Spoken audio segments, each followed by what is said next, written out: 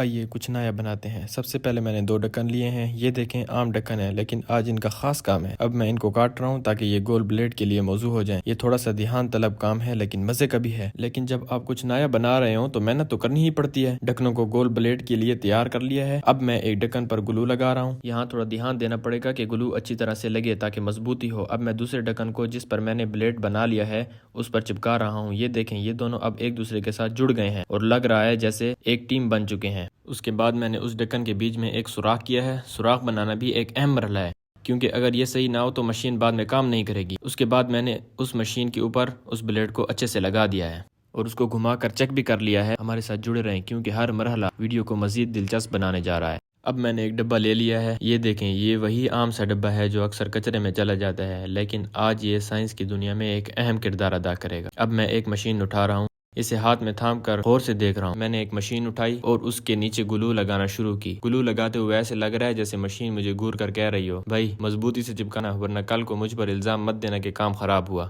اسی لیے میں نے اس کو ٹھیک ٹھاک انگلی سے زور دیا۔ پھر مجھے محسوس ہوا کہیں ایسا نہ ہو کہ مشین ٹوٹ جائے، اس لیے پھر میں نے دوسری مشین اٹھائی اور دوسری مشین کے اوپر بھی گلو گن کی مدد سے گلو لگائی اور اس کو بھی میں نے ڈبے کے اوپر چپکا دیا۔ اس دوسری مشین کو بھی میں نے صحیح زور دیا۔ یہاں میں سوچ رہا ہوں کہ مشین اب شاید مجھ سے مطمئن ہو گئی ہو، کہہ رہی ہوگی ٹھیک ہے بھائی اب تم نے صحیح کام کیا ہے۔ اب باری ہے بیٹری کی۔ یہ بیٹری صرف 4 وولٹ کی ہے لیکن یہ ہماری مشین کو زندگی دے گی۔ دیکھیں اس بیٹری کی تاریں میں نے پہلے سے جوڑ رکھی ہیں۔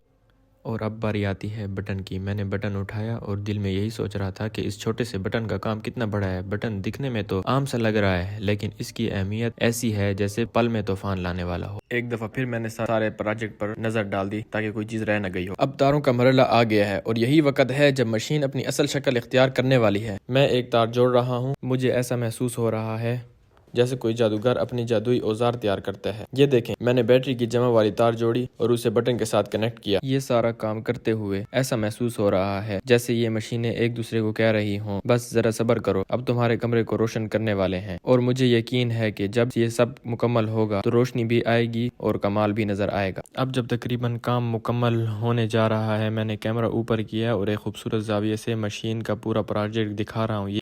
یہ وہ لمحہ ہے جب آپ دیکھ سکتے ہیں کہ کتنی محنت اور دھیان سے یہ سب کچھ تیار ہو رہا ہے۔ پھر میں نے جو لائٹ لی تھی اس کی تاریں مشین کے ساتھ کنیکٹ کر رہا ہوں۔ جیسے ہی تاریں جڑیں دل میں یہی سوچا کہ اب بس آخری قدم رہ گیا ہے اور یہ مشین کام شروع کرنے والی ہے۔ کنیکٹ کرنے کے بعد میں نے لائٹ کو گلو سے چپکا دیا۔ اب آخری مرحلے میں نے بٹن کی باقی تاروں کو اٹھایا اور انہیں مشین کے ساتھ جوڑ دیا۔ یہ تاریں جوڑتے ہوئے لگ رہا تھا جیسے سب کچھ اپنی جگہ پر آ رہا ہو، جیسے پہلا دھاگا ٹوٹا ہو اور اب سب چیزیں ایک ساتھ جڑ کر مکمل ہو رہی ہوں۔ جب وہ تاریں بھی کنیکٹ ہو گئیں مجھے لگا کہ اب یہ مشین مکمل طور پر تیار ہے، بس ایک بٹن دبانے کی دیر ہے۔ دیکھیں اب سب کچھ تیار ہو چکا ہے۔ میں نے دونوں مشینوں کے جوڑنے کے لیے ایک ربڑ لے لیا ہے اور اس ربڑ کو میں نے دونوں مشینوں کے اوپر چڑھا دیا ہے۔ اب میں بٹن آن کر رہا ہوں۔ اوہ یہ تو مشینیں چل پڑی ہیں۔ میں کیمرہ زوم کر کے لائٹ کو قریب سے دکھاتا ہوں تاکہ آپ بھی دیکھ سکیں کہ یہ سب کتنا کمال ہے۔ اب میں نے کمرے کی لائٹ بھی بند کی، پھر موبائل کی لائٹ بھی بند کر دی اور اب اس لائٹ کی روشنی میں ویڈیو بنائی۔ آخر میں بس سبسکرائب کرنا نہ بھولیں کیونکہ آپ کی سپورٹ ہی ہمیں اور ایسے شاندار پروجیکٹ بنانے کی ہمت دیتی ہے۔